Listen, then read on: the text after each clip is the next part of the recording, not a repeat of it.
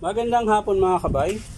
So meron naman po akong estimate dito mga kabay, 39204 letter A. Ayan. So ito mga kabay gumagana. Yung nga lang puro siya reverse. Ayan po.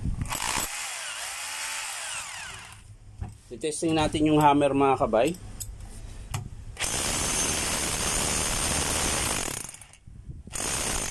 So yan. Gumagana pa po yung hammer. Yun nga lang, pag naka-forward siya mga kabay, wala. Ayun, gumana ulit. Ayun, wala. Wala po mga kabay. Ayan. Wala naman po. Pag didiin mo siya ng maigi, ito, pag dinik. Ayan, gumagana. Pero pag di mo siya ididiin yung brush holder, ayan, ito yung brush holder yung kulay itim. Pag di mo siya ididiin, di siya gagana. Ayan. Ayan. Ayan, gumana siya dahil diniin ko.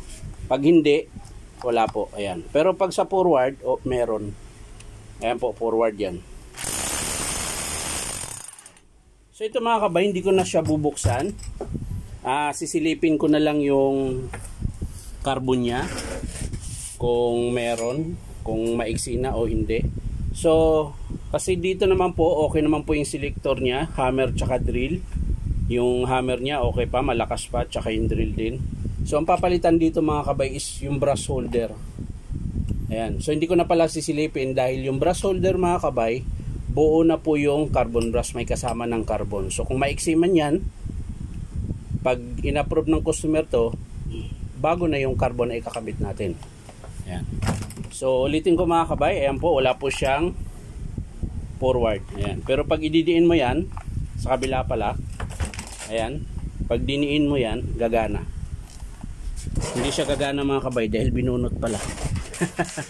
Ayan. Hindi po nakasaksak. Ayan, ayan, naka-reverse po yan mga kabay. So, forward natin. Yan, wala po siya mga kabay. Wala po siyang forward. Pero pag idiin mo to mga kabay, tapos pipisilin mo yung trigger, gagana yan.